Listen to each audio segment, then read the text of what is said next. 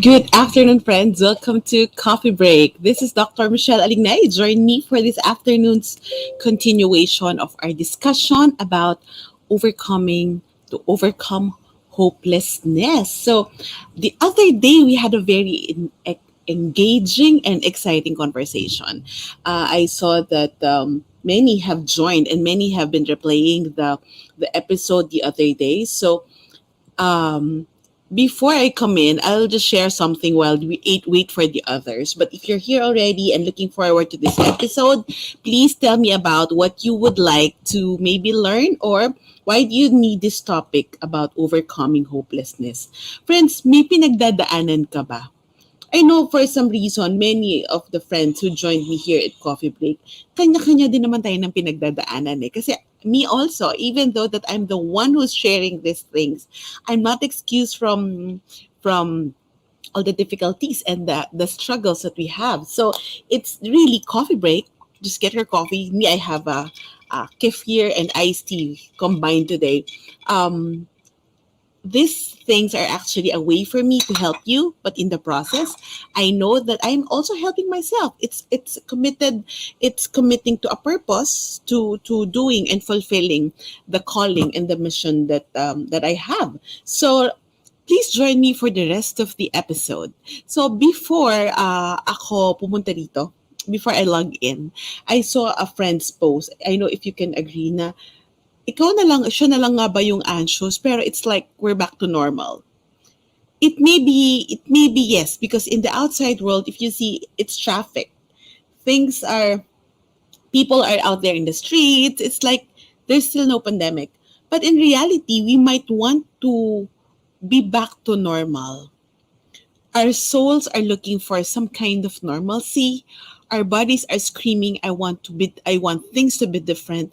I want things to go out. But at the end of the day, we're still in a pandemic. You know what I mean? And I know that if we keep looking at the news and all the cases happening, maybe even the political situation that we have, and the funny thing, and we keep comparing how our our country is lagging behind in the rating of overcoming the pandemic, talagang ang hirap din tingnan. How can we be very hopeful? Because uh, because actually still at the end of the day we would like to do some things different, but deep inside we're still trying to find hope and we're trying to find hopefulness because we're still battling so many issues. We're still battling so many things. Noreen, you said relate ako sa friend mo. Yes, you nailed it. So many of you are here already. So let's have some daldalan. Let's have a good conversation. I would like to ask you, friends, what have you been through, or what is it that if you can share, I'm not gonna force you, but kung hindi mo ma-share here publicly, you can just put here in the comment section. Meron akong pinagdadaanan, or I'm going through something, I'm going through a season where hope is challenged also. So you just put there, if you would like to share where, if you would like to put there where, parang I'm coming from somewhere, just put it there. Parang ako rin may hugot. So something like that. So please share it with me. Oh, hi, Mommy Cecil. I hope you're well, Mommy Cecil.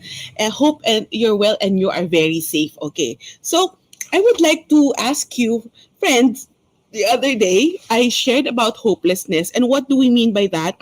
It's a state of lack of optimism. So as simply said, state of lack of optimism, and then that we are not capable to address a situation. Kaya tayo, that's why it's hopelessness happens. It's because we are trying to project some things in our future, or maybe we are trying to forecast and to trying to plan for some things, but in reality nahihirapan tayo in the present moment, 'di ba? Parang there's no light, there's no hope, wala tayong kapitan, wala tayong hawakan. You know what I mean? Parang there's no way out of the situation. So while we are there, we are still looking for things in the future, that makes us go through this state of hopelessness in the present. Are you catching what I'm saying here?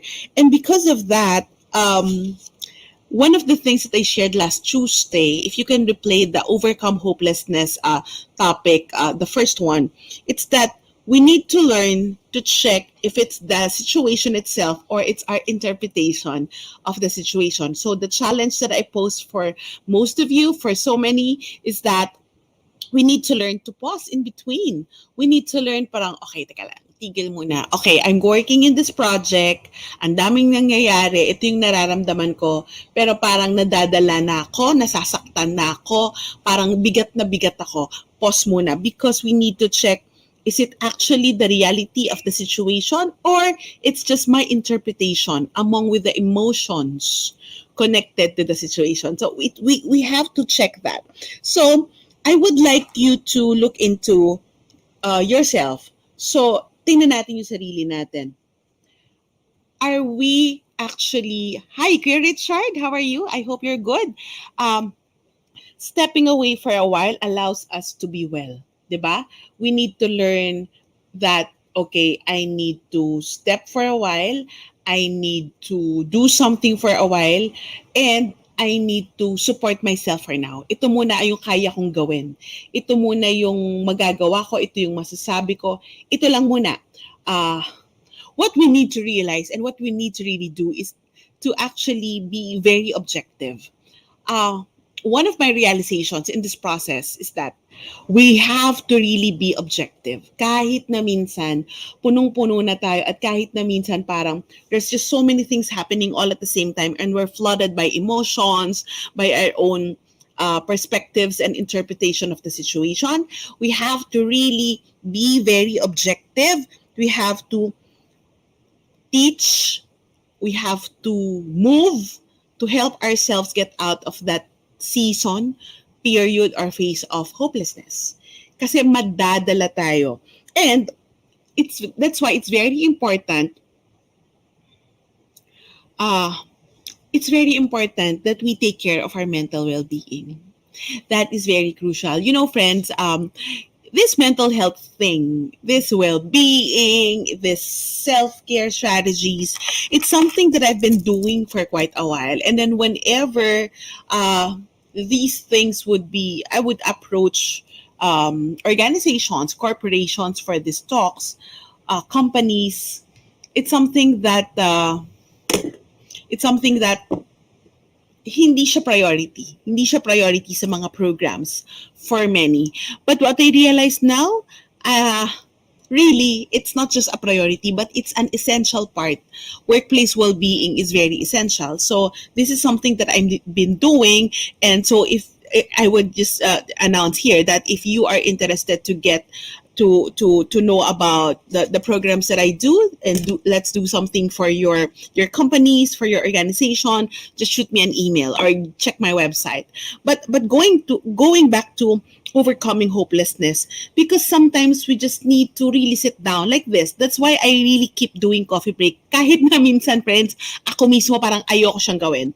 But my spirit always tells me, the Lord, I think, is always impressing me to do it because kahit ako mismo may pinagdadaanan, baka meron nangangailangan na mas kailangan kong hilahin or hindi ako yung hihila, gagamitin lang akong tulay so that this information will help that person. And I hope that we are meeting the purpose. So really, I just would like us to converse here. I'm not in my lecture mode. I'm not in my teacher speaker mode here whenever I do coffee break. And that's why I always ask, let's just have coffee, let's just have tea, and let's just have this really good conversation.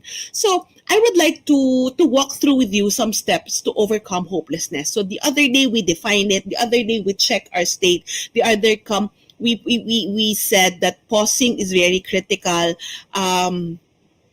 What I would like you to realize is that one of the things that let's take, I think I have about 5 to 6 steps here that we can do. Okay, so are you ready, friends?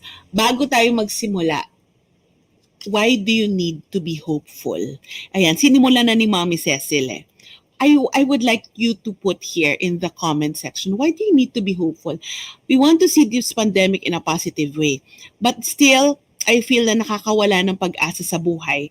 As a mom, I have to be strong not only for myself but for my kids. And since I'm far away from them, I want them to see me as strong. That's really how it is. That's why parang humahanap tayo ng kinakapitan, humahanap tayo ng paraan to be able to create new channels of hope, right? Kasi baka yung akala natin things that we are living for before pre-pandemic are doing well, but now they're tested. Now they're challenged, diba? So we have to find new ways to be able to get on with life and be hopeful again. So I would like to ask you, and please put that in the comment section, friends. What is it that you would like to look forward? Ano yung kinakapitan mo to be hopeful now? Meron ba? Kasi dapat meron eh.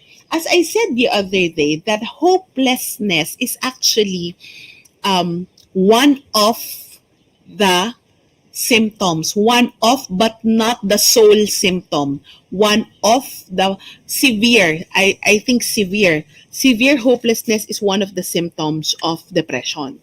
So kaya kailangan dito pa lang ingatan na natin yung sarili natin. We have to learn to uplift ourselves little by little, slowly but surely, in order to help ourselves get out of that prolonged state of hopelessness. And it's true, no? Mommy Cecil, sabi mo that we would like to look at things in a positive way. I would really agree with that because in this pandemic life, friends, you would agree with me, kahit na napaka-faithful at napaka-hopeful at napaka-masayahing tao natin at napaka-grateful natin sa maraming blessings, pero minsan, isn't it nakakapagod? Isn't it na, yan, you're saying, Mommy Cecil, that they want to see you as strong. But ako honestly, minsan parang, yes, I would like them to see me as strong, but I would like them to know that I am weak also. Because if I always keep showing that I am strong, how will they know the other side of me? How would they know that I have that human side that needs help also? Because if I just put up that I'm always strong, that I'm always positive, my kids will see na kaya naman ni mommy eh. Kaya naman ni mommy. But what if the day comes that I cannot? I just cannot. Na hindi ko kaya. So let's check that. So, kanya-kanya tayo. Kanya-kanya tayo ng ways to be hopeful, ways to overcome hopelessness. And if you would just share with me, what are the things that you would really, really cling on to with hope? So yeah, we have to show our human side. Friends, ako lang ba? Yung parang nakakapagod na, yung parang, it's not that I'm thankful with my life and with my purpose, but I'm just so bored. I don't like using the word bored. There's so much thing that going on with me. I'm doing my work. I have projects. I'm planning for a book. So these things gives me excitement. They give me joy. But parang ngayon, parang, wow, is this what they call languishing? Or that's another topic that maybe we can talk about. But is this? I am really trying to check where I am. So I really think that this topic, we need to admit that we have something.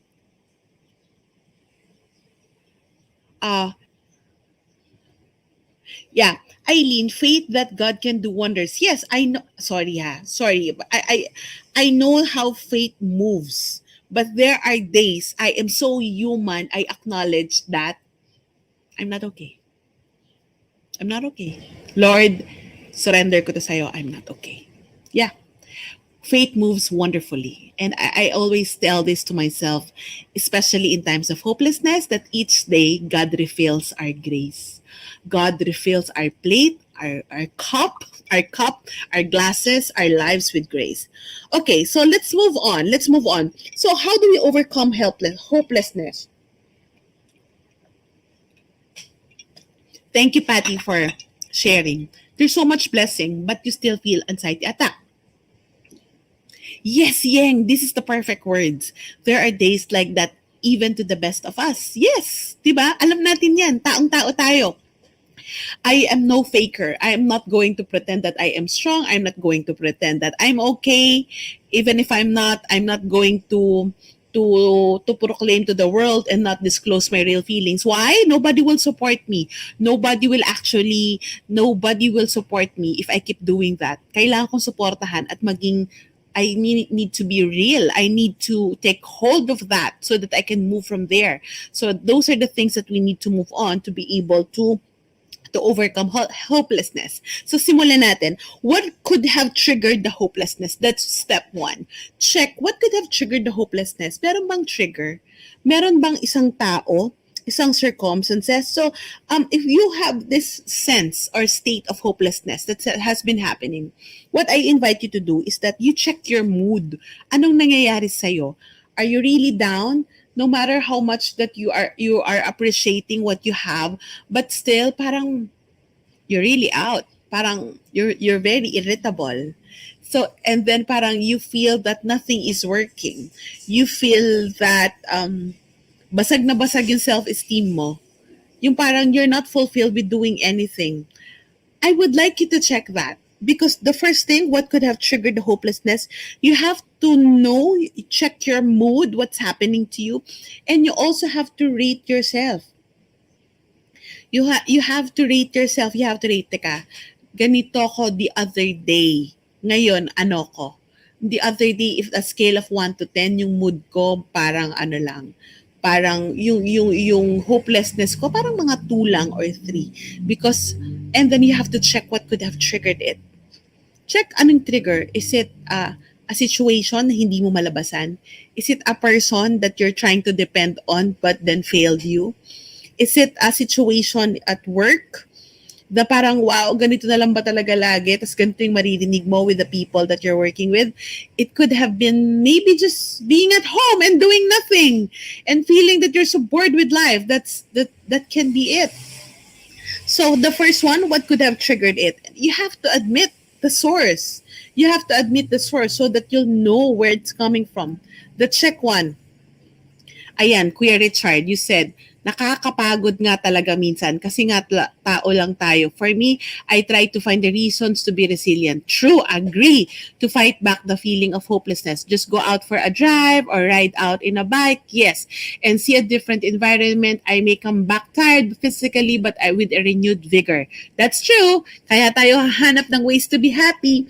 Okay, number 2. Check, be aware of your mood. As I said earlier, check your mood and be aware of your mood. You have to label the mood. You have to label it. Ano bang nararamdaman ko ngayon? Hopelessness is, will that hopelessness carry on for a few days? Or maybe it's just, maybe when you had your period, maybe because it was triggered by a certain situation, pero biglang nawala. Or after, when you get out of the situation, it's okay na. But if it's prolonging, friends, ito yung kailangan nating malaman. Check the mood. If the mood is progressing and becoming severe, pataas na ng pataas at nag-escalate, and it's already giving birth to other mood. For example, nalungkot ka lang, but it's giving way to anger. It's giving way to frustration. And before you know it, gusto mo na mambato ng plato. If it's giving way to that, you have to check that. And if it's already affecting your relationships, your normal functioning, your work, everything that you've been doing, you've been affected, then it means that you might be actually in that state of hopelessness. So you have to check that. First, what could have triggered it? Second, be aware of your mood and hopelessness if it's a temporary state or it's prolonging. The third, check a past experience that you felt hopeless. Is there something that happened in your past na nangyari yan? Minsan, ayaw nating balikan yung mga pangit na nangyari. But ako, naniniwala ako. I think I've been doing that. When that happened to me, what did I do? Where did I get up again? How did I get up again?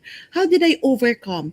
Because those lessons in the past, we're not being fixated na may mali or hindi tayo na-fixate na may mali or pangit. ang ginagawa natin doon is that we want to learn the lessons. We want to learn how can we move on? How, what lessons or what inner resources, what internal strengths can we pick up from that event in the past? Maybe for you, maybe it's a loss of a loved one. Maybe it's a heartbreak. Maybe it's a loss of work or detours that you need to do with work. Maybe it's a very difficult relationship or a very big conflict in your family or in your relationship. Maybe it's child loss like what I had. So we have to revisit those things that we feel so hopeless and check ano yung ginawa ko para ako makalabas. Does that make sense? You're not going to pin down on feeling bad again, but you're going to pick up the lessons. Eileen, you said realized na this hopelessness brings back the trauma from the past. Yes, that's why my challenge and what actually can do is that in that trauma from the past, I'm sure that you have become resilient because you're still here. And from that trauma, maybe you can look into what could have been the growth points. What could have I clinged on to? Anong ginawa ko when it was too dark? And how did I uplifted myself and get out? Am I making sense? So the hopelessness might be bringing trauma, but do not be fixated on the past events that were not okay. You have to look into what that trauma brought to me. Ano ang nagawa nun sa akin? Parang you made me stronger by breaking my heart, diba? It's just like that. But it's just like child loss and childbirth made me more intentional as a parent. A difficult situation in my past made me become more intent in doing the work that I do. Anong ginawa ko noon? I think kaya naging mataas ang resolve ko to support myself because I know I need it. I know I need both my physical and mental health because of some very difficult situations in the past. So, yan, meron tayong lessons na napipick up. Thank you, Eileen, for sending stars. Thank you also to Marivic and thank you to Kuya Richard. Thank you for being generous. But those are the things. So, ano yung star mo? Ano yung star mo sa loob? Ano yung glimmer of hope? What did you cling on to? Maybe it has increased your faith. Or maybe this thing worked then. Or maybe I can do it again now. Or it's not working, but I think may work if I do this. So it's a process of experimenting. So that's number 3. Refer to that past experience. How did it change you and how did you cope? So that you can maybe recycle and reset life again. Number 4, check an area of your life that you feel excited and more hopeful about. Yun yung, that's why I believe that in this pandemic, we try to find different kinds of situation, hobbies, interests that can actually uplift us. Because of the restrictions, well, some are fortunate that they can travel, but that's not feasible for many. But I believe that's why many of us try to find something that we can do at home in order, hindi para may libangan. Ako ayokong malibang. Ayoko rin mahibang. But what is important for me is that I look for other ways and means to focus my energy on. I think it's more helpful to say that.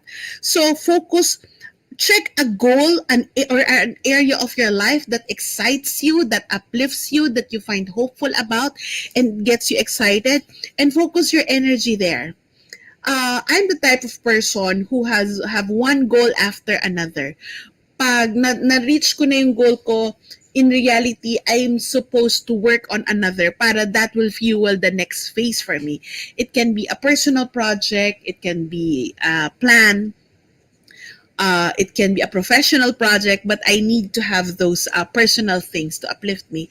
So this pandemic, it's actually, I was able to, syempre, parang lahat on hold. So I did not do any of those personal plans or personal goals because I feel na parang if it's going to be externally dependent, maybe a travel or maybe uh, some other things, there are just some circumstances that are beyond my control. So might as well do something. That is why, what I really focus on is, well, this one, coffee break.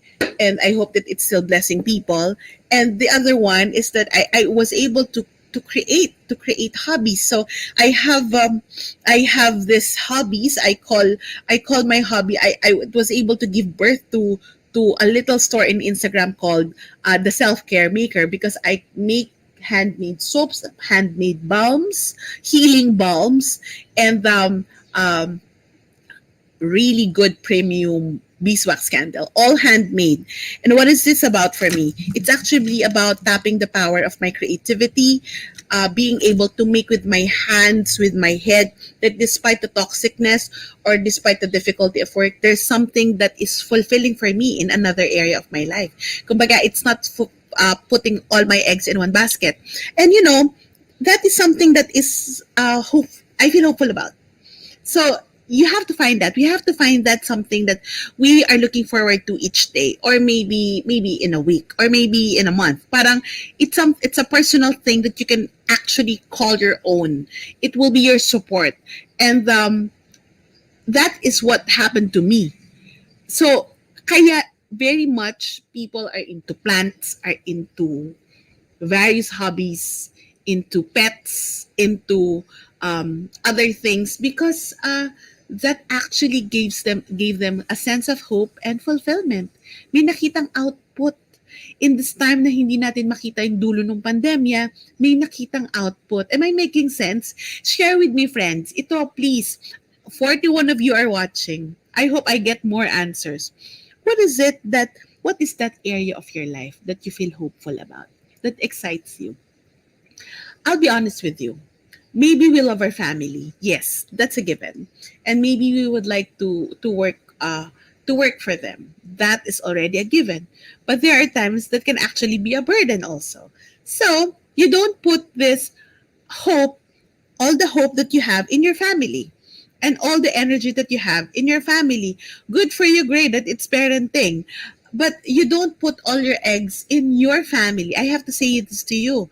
Um, because it will actually, if you put all your eggs there and something there becomes difficult, something there fails, and then how will you be able to cope? So, wag natin ilagay. So, it has to be varied. It has to be various areas of our lives. So, somebody here, parenting, mentoring, wow, Patty, Sister Jessica, physical exercise. Amen to that. Me talagang bawal mawala ng yoga every morning.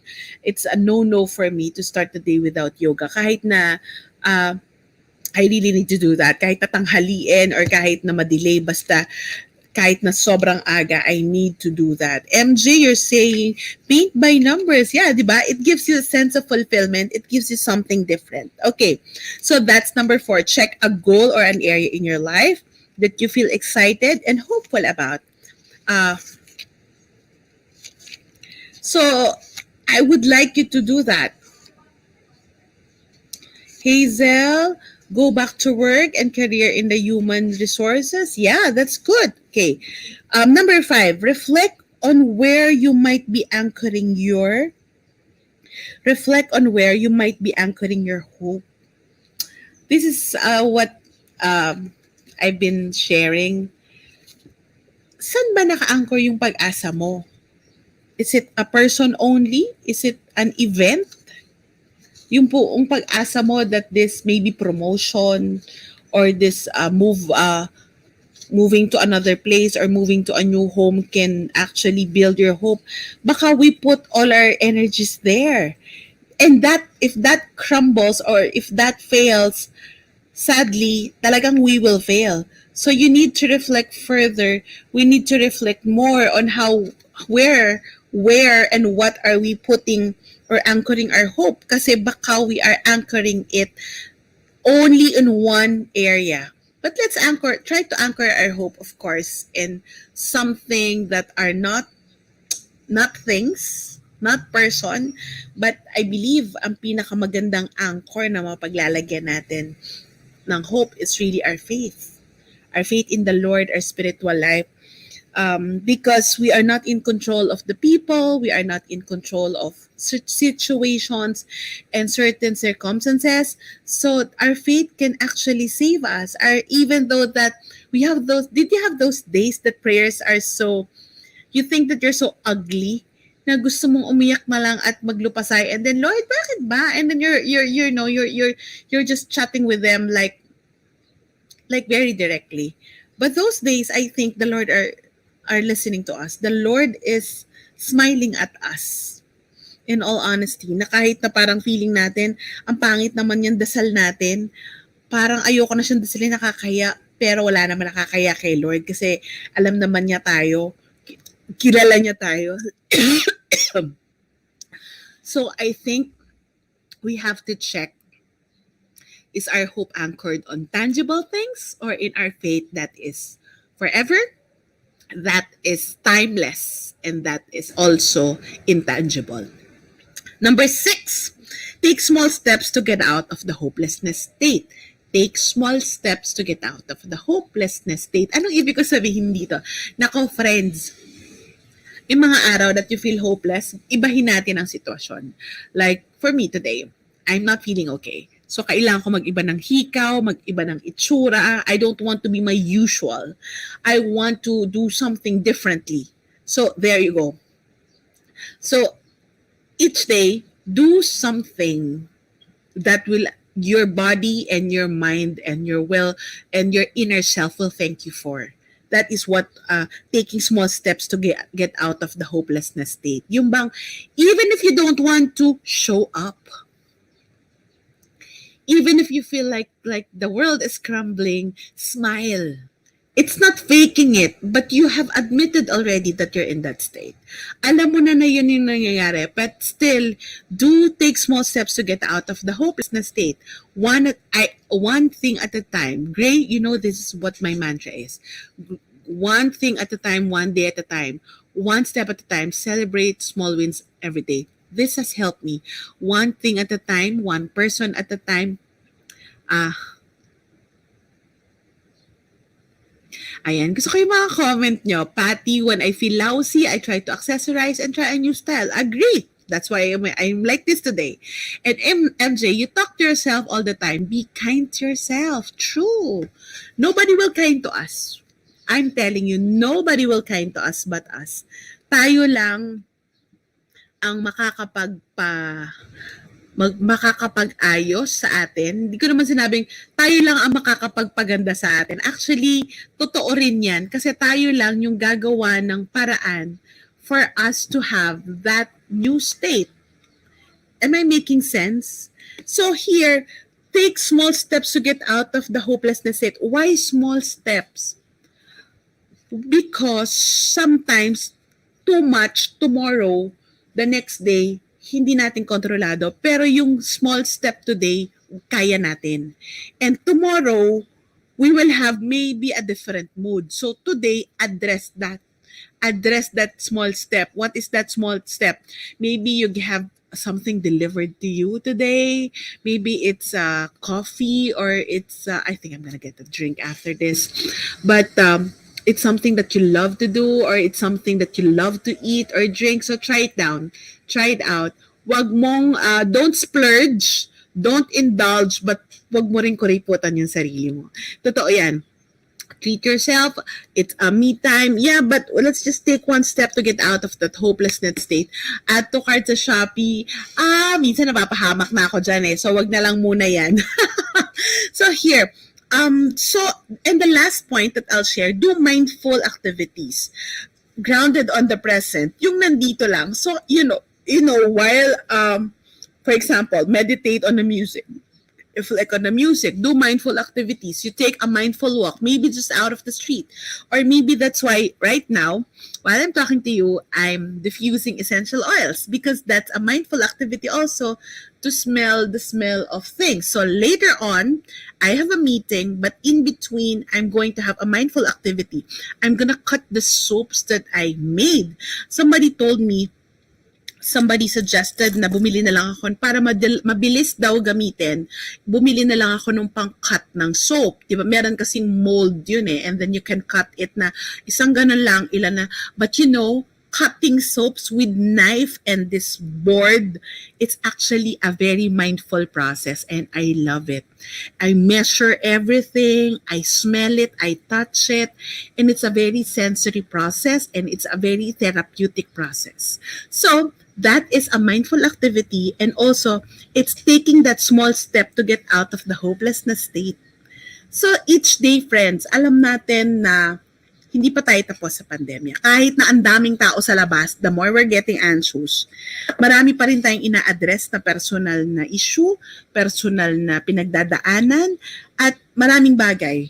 But you know, if this is what I believed, if we are finding ways to help ourselves, if we tell ourselves na, hey, I deserve this, I deserve to do better, you have to do it.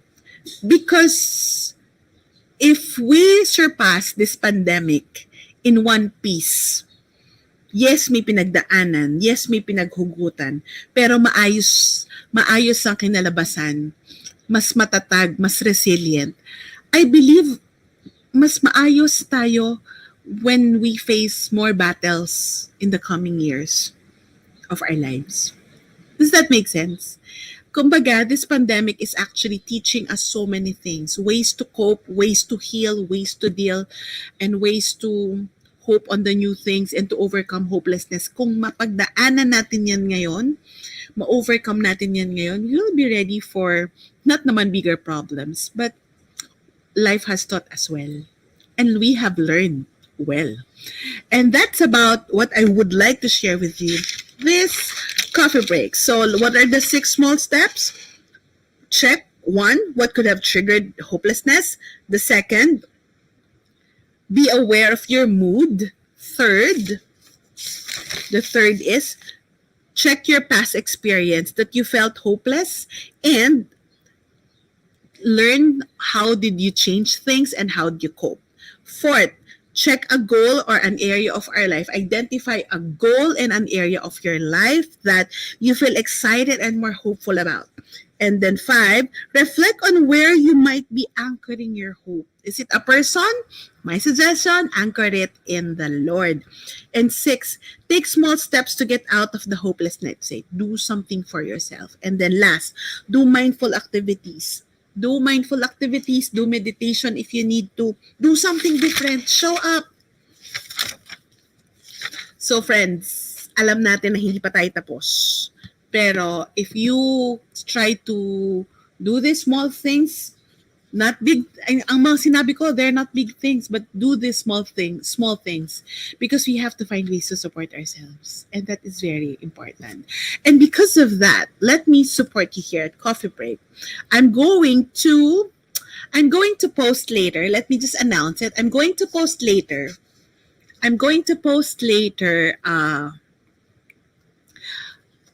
something regarding the Feast Conference. In that post, I'll be one of the speakers of the Feast Conference. I'm going to talk about hobbies for healing and well-being. That's why I told you about my soaps, and I told you about the things that's happening. But what I would like you to consider is that, hey, is this for me? I am inviting everyone here. Do something different for yourself. So join us at the Joyful. That is the Feast Conference. That is, of course, led by no other than Brother Bo Sanchez. So I hope that on November 19, 20, and 21, you find something. You find new ways to support yourself by attending the Feast Conference. Within the day, I'm going to post a reflection, and I would like for you to write there, why do you need to win? I'm going to let one lucky winner to win a ticket for the Feast Conference. This is a 3-day event, but I would like us to be intentional. So if you're following Michele Alignay, especially for the especially for makikita ko naman kasi yung mga regular star senders. So I'm giving a privilege to my star senders the opportunity. And if you're interested, you comment on the post that I will do later regarding the feast conference, and you comment in the comment section why is it important for you to attend the feast conference. That's my way of giving back. So what are the mechanics? You follow Michele Alignay, you're a regular attendee of Coffee Break, and you are a star sender because it's my way of serving and it's my way of giving back to those who are supporting also Coffee Break. So that's it. So I hope, but if you you join, either you win the ticket or not, friends, I'm going to tell you, if you need to have more hope, if you need a boost of joy and the Lord in your life, join us. Hindi kayo makisisi sa ibabayad nyo to attend this 3-day life-changing conference. This can actually be a very good gift also to close friends and family.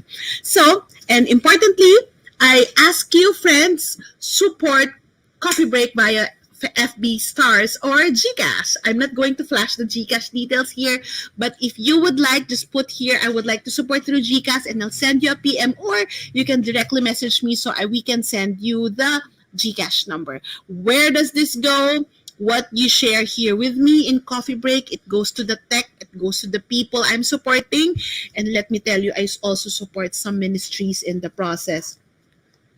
So I hope that you can join me again next week in Coffee Break, but I hope that you can support me through Stars and Gcash, and I hope that you can tell me later why is it important for you to be able to attend the Feast Conference. Because I will choose one blessed winner to be able to get free tickets to that event. So that's it. That's about Coffee Break for this morning. This afternoon, friends. Are you hopeful? What are you hopeful about? Ang hirap hanapin, pero hanapin natin. Bago ko magpaalam, pakisulat po dyan sa comment section. Now that we're finished with Coffee Break, alam natin we need to take small steps. And that small step that I'm ending now, what do you would like to be more hopeful for? Can you put that in the chat? Because we need to learn how to support each other. And this is my way of serving you here at Coffee Break. God bless everyone. This is Dr. Michele Alignay. Thank you for joining me.